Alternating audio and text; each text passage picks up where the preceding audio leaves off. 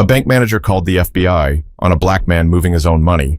Seconds later, the agents walked in and saluted him. It was just after noon on a warm Thursday in Little Rock, Arkansas. Sun high, air sticky, traffic buzzing, and the smell of fried catfish drifting from a food truck parked across from Jefferson State Bank on 4th Street. Inside the glass doors, the place was clean and cool, humming with quiet transactions. Nothing unusual, just folks trying to get on with their day. Then in walked Derek Langston, black man, late 30s, tailored charcoal gray suit, fresh fade, clean shaven. He had a presence to him, calm, sharp, quiet confidence, like a man who'd been places but didn't feel the need to talk about it. He moved with purpose but not urgency. No flash, no loud phone calls or fumbling papers, just a black leather briefcase and a firm handshake for the security guard near the door. "Afternoon, sir," the guard nodded. Derek nodded back, polite. "Afternoon." He made his way to the teller line and waited behind an older couple chatting about church and their grandson's football game. He didn't interrupt, just stood there patiently, eyes scanning the room. He noticed the manager's glass office tucked in the corner, 2 cameras in the ceiling, a young woman at the receptionist desk chewing gum, clicking through TikTok, all filed away. He finally stepped up to the teller counter, greeted by a woman in her 20s. Her name tag read, Brianna. "Hi there. What can I help you with today?" "Yes, I'm here to finalize a wire transfer from my private account. I spoke with someone over the phone yesterday. They said I could come in to verify documents." "All right. Do you have your ID?" He handed it over, passport and a military-issued federal ID. As she looked it over, her friendly tone didn't change, but her posture did, just slightly. Shoulders stiffened, smile less natural. She tapped her keyboard. "One moment, sir." He didn't flinch, just stood quietly. She called a supervisor over, whispering something behind her hand. Then she motioned Derek toward a side area with seats. "Mr. Langston, would you mind stepping over there? My manager's going to come speak with you just to make sure everything's good to go." Derek raised an eyebrow. "Everything all right?" She forced a chuckle. "Oh yes, just standard for large transactions." He gave her a small smile and stepped aside, but the energy shifted. People around started to look, subtle, curious. He caught a glance from a man filling out a deposit slip. A woman in the loan line took out her phone. He sat, crossed his legs, and waited. But he noticed something. The manager, a middle-aged man with thinning hair and wire-frame glasses, Philip Corbin, wasn't coming out to greet him. He was standing in his office, staring at Derek. Then slowly, he closed the blinds. Derek's jaw set slightly. He checked his watch. 3 minutes passed, then 4. But that's when everything started to feel off. Derek didn't move. He'd learned the value of patience a long time ago, on surveillance in a desert city most Americans couldn't point to on a map. So he waited, watched. Then the blinds rattled slightly. Inside the office, Philip Corbin had a phone pressed to his ear. His lips were tight. He kept glancing at the frosted window, at Derek's seated silhouette. Corbin wasn't making a customer service call. From the other side of the lobby, Brianna kept glancing over. She looked nervous now. Not confused, nervous. Derek's expression didn't change, but inside, his mind began putting the pieces together. Again.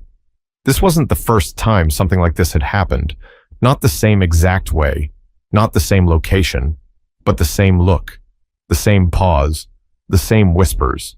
But back then, he had a badge, a team, a role. Now he was just a man in a suit trying to move his own money. He adjusted his watch. 7 minutes. Then Corbin opened the door and stepped out, wiping his glasses with a napkin. He tried to act casual, but his eyes kept darting. "Mr. Langston?" he called. Derek stood. Corbin gave a stiff smile. "Would you mind stepping into my office real quick? Just a quick verification thing." Derek's voice was calm. "Verification for what, exactly?" "Oh, nothing serious," Corbin replied, waving it off. "We just need to cross-check a few internal flags." Derek nodded slowly. "Sure." Inside the office, Corbin shut the door. "Would you like some water?" he offered. "I'm good." Corbin cleared his throat, sat down behind his desk. "So, the amount you're transferring today, was it 1.3 million? 1.2, actually." Corbin nodded too quickly. Right. You'll understand that sort of transfer, well, it sets off a few red flags on our system, especially with the federal documentation. No offense, of course, we just have to be cautious. Derek looked him straight in the eye. You called the FBI, didn't you? Corbin blinked. Excuse me? I've worked with those agencies. I know what a trace call looks like. There was a pause, long enough to feel awkward. Corbin tried to smile again, but it cracked at the corners. Sir, it's nothing personal. You have to understand how things look from our side. Large transfer. Unusual documentation. It's standard to escalate when things don't line up. Derek leaned back slightly.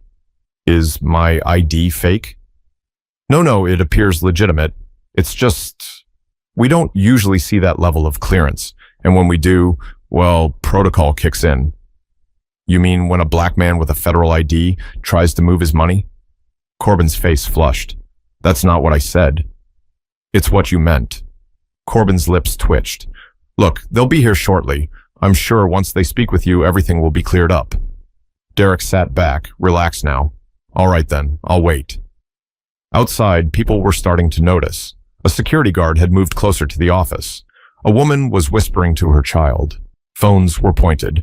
Brianna stood behind the counter, her hands ringing a pen. The receptionist had stopped chewing her gum, but none of them knew what was about to walk through that door. 10 minutes.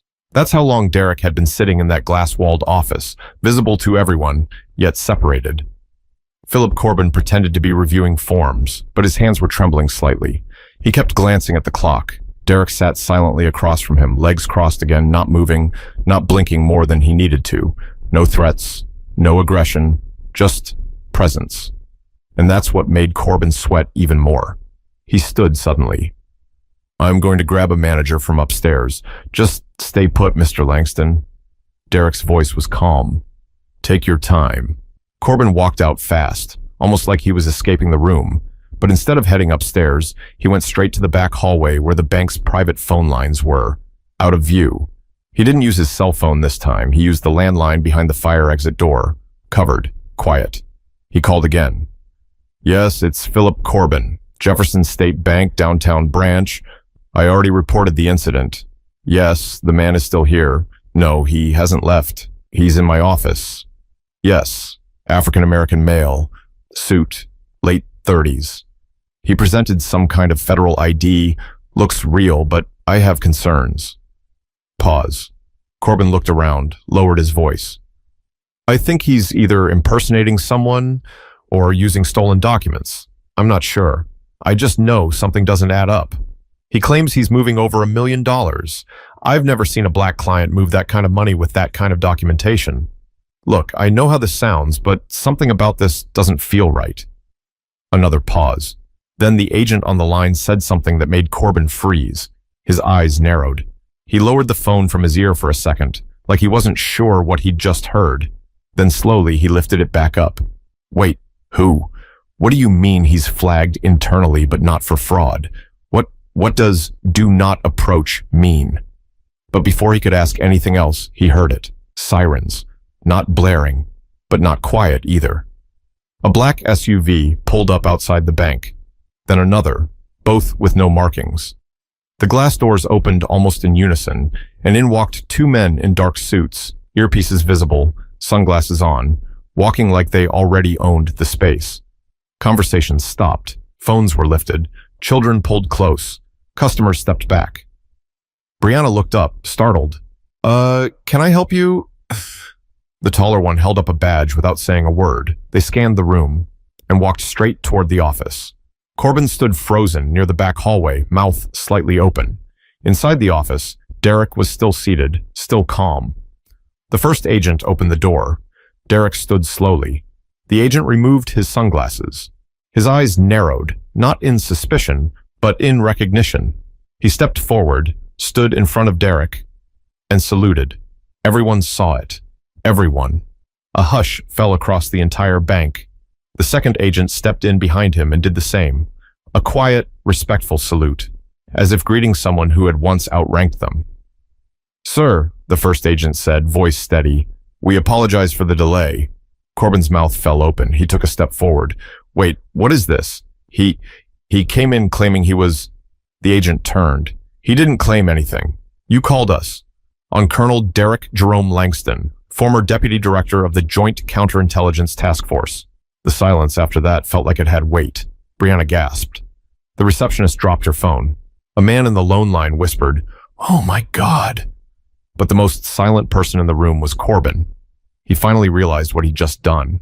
Corbin couldn't speak, his mouth opened, but no words came out. The name hit him like a slap. Colonel, Counterintelligence. He tried to backpedal. I didn't know. He didn't say who he was. But Derek hadn't moved an inch.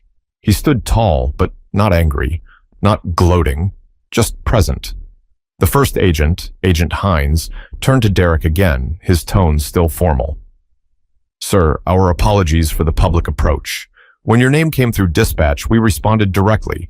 We weren't given much information, just a flagged incident at a civilian bank." Derek nodded. "Understood."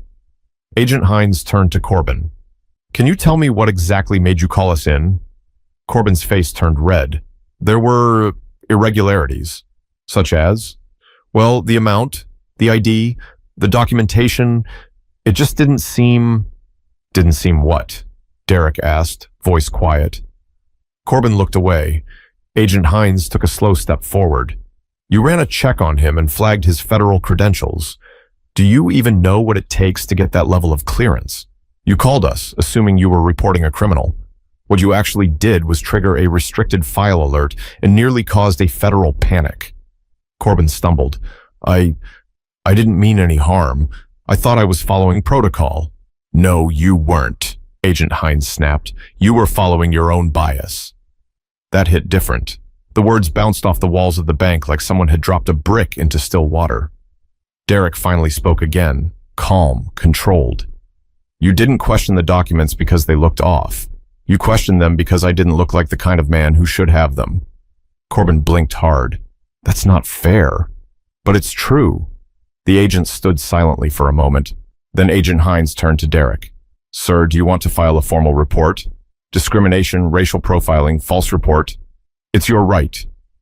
Everyone in the bank froze, watching, waiting. Derek looked around the room, at the people who had watched him sit in silence while judgment built around him. At Brianna, who now looked like she wanted to disappear. At Corbin, who finally seemed to grasp the weight of what he'd done. "No," Derek said finally, "I didn't come here to punish anyone." He paused. "But I will say this. If your gut reaction to a black man in a suit with money is to assume he's a criminal, the problem isn't paperwork. It's you." Corbin swallowed hard. I'm sorry. I'm not the one you need to apologize to." Derek turned, picked up his briefcase, and nodded to the agents. "I'll finish my transaction now." Agent Hines opened the door for him. As Derek stepped out into the lobby, no one said a word. No one had to. But the tension that had filled that room just moments before, it had flipped. And now, every single person was watching Corbin for a very different reason. Derek didn't storm out. He didn't lecture. He didn't raise his voice. He just walked. Back to the teller window where this all started. Same calm steps, same quiet presence.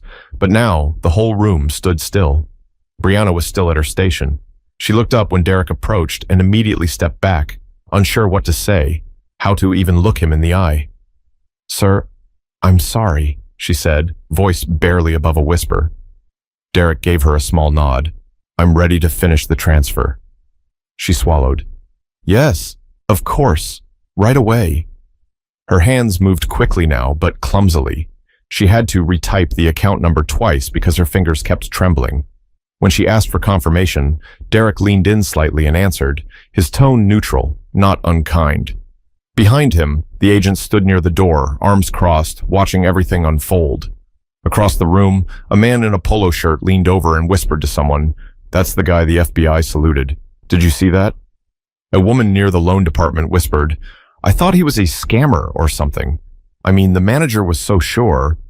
People were uncomfortable, but not because of Derek. They were uncomfortable with themselves, because deep down, most of them had made the same assumption Corbin had. They hadn't said it, but they'd watched, waited, filmed, loved, whispered, judged. It wasn't until someone else treated Derek with respect, that they suddenly realized they hadn't. As Brianna printed the confirmation slip and passed it to Derek, she said, "I didn't know. I didn't mean to." He looked at her, eyes steady.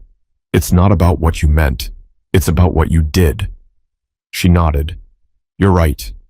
He took the slip, folded it, and tucked it into his briefcase, then turned around.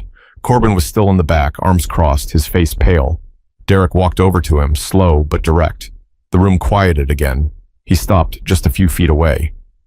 "I spent nearly 20 years working in intelligence," he said, not loud, but loud enough. "I've sat in rooms with war criminals. I've intercepted threats before they reached this country.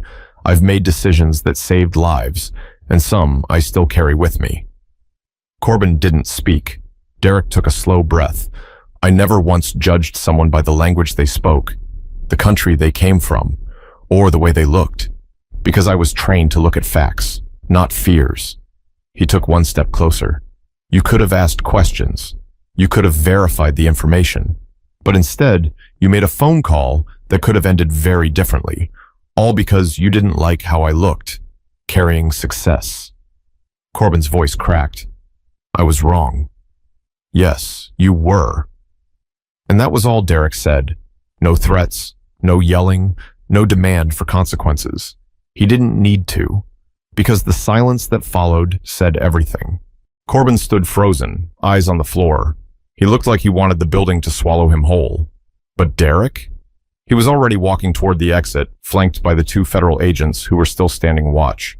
The whole bank followed him with their eyes, phones lowered now, faces a mix of shame, disbelief, and quiet awe. Near the front door, a voice called out, "Sir, wait!" It was the regional bank director, a woman named Joanne Renner, who had arrived during the last few minutes. No one even saw her come in. She looked to be in her late 40s, sharp blazer, heels clicking fast against the tile as she caught up to Derek. She'd obviously been briefed on the situation. Her face said it all. "I just need one moment of your time, Colonel Langston." Derek stopped, turned. "Go ahead." "I want to offer you a formal apology on behalf of Jefferson State Bank. What happened today, there's no excuse for it, and it will be addressed internally, immediately." Derek looked her in the eyes. "You sure about that?" "I am," she said, steady. "I already spoke with compliance. We'll be retraining every branch in the region, every employee, and Mr. Corbin will be placed under review, effective immediately." Corbin, still near his office, sank into a chair. Joanne continued, "I also understand if you want to close your account or take legal action, but regardless, I want you to know we are taking this seriously." Derek nodded once. "You should." She seemed to hesitate, then added, "The truth is, we don't get clients like you very often, and maybe that's part of the problem. Some of our people don't know what excellence looks like in different forms." Derek studied her for a moment. Then he said something that caught her off guard. "It's not just about me. I'll be fine. I know who I am. I've been tested in ways your staff couldn't begin to imagine." He stepped closer, voice low but clear. "But the next black man who walks through that door in a suit might not be me. He might not have an ID that makes people salute. He might not have federal clearance or agents to back him up. He might just be trying to cash a check." Joanne didn't interrupt. "And if you treat him the way I was treated today," Derek said, "he might not walk out as calmly." The words hung there, raw and honest. Joanne nodded slowly. "We'll do better." "I hope so." Derek looked around one last time, not at the cameras, not at the silent crowd, but at the young kid near the waiting chairs, no older than 10, who had watched the entire thing with wide eyes and small fists clenched in his lap. Derek gave him a subtle nod, then he walked out. But the impression he left behind? That stayed with every single person in that bank.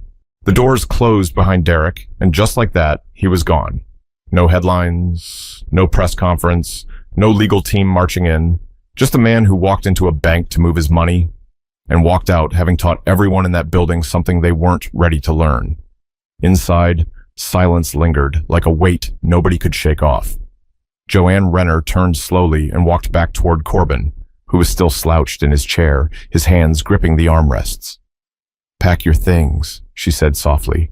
"I'll be calling HR within the hour." He didn't argue. He didn't ask for another chance. He knew. Brianna, still behind the teller window, sat down, staring at her hands. She kept replaying everything in her mind. The ID, the hesitation, the whisper to her supervisor. She hadn't called the FBI, but she hadn't spoken up either. "I didn't mean to treat him like that," she mumbled under her breath. The older woman next to her, Denise, who had worked the desk for nearly 20 years, said quietly, "Intent don't always matter when the damage is done, sweetheart." Brianna nodded slowly. "You think he'll come back?" Denise looked toward the glass door. "I doubt it, and I wouldn't blame him." The agents lingered for a moment longer near the door, then slipped out without a word. The bank eventually returned to normal. Sort of. But the air wasn't the same. It was like everyone had been cracked open a little, forced to look at themselves under a different light. That evening, Derek sat alone on a bench at Boyle Park, a quiet green space not far from the bank. Dressed down now, jeans, sneakers, a simple t-shirt. No briefcase. Just a bottle of water and the sound of cicadas in the background. A kid on a scooter zipped by. A man walked his dog. Life moved on, the way it always does. Derek pulled out the confirmation slip from earlier, folded, crisp. Unnecessary at this point, but he looked at it anyway, then he smiled. Just a little. Because the truth was, that day wasn't about him. Not really. It was about what people expect to see. It was about how fast someone can go from customer to suspect just because they didn't fit the picture in someone else's mind. But it was also about something more powerful. How a man's dignity doesn't come from a uniform, a badge, or $1 million account. It comes from knowing exactly who you are, even when others don't. Later that night, as the bank closed, a small handwritten sign was taped to the staff break room wall. It read, "Don't be the reason someone has to prove they belong, just treat them like they do." No one signed it, but everyone knew where it came from. We all make snap judgments. It's human. But what separates the good ones from the rest isn't perfection, it's accountability. The question is, when you're faced with a moment like that, will you stay silent? Will you assume, or will you take a breath and lead with respect? You don't need a title to do the right thing. You don't need a uniform to stand with someone who's being treated unfairly, and you don't need to salute to show someone they deserve to be seen. If this story hits something real for you, share it, talk about it, challenge someone around you, because silence is easy. But character, that's what shows up after the cameras are gone.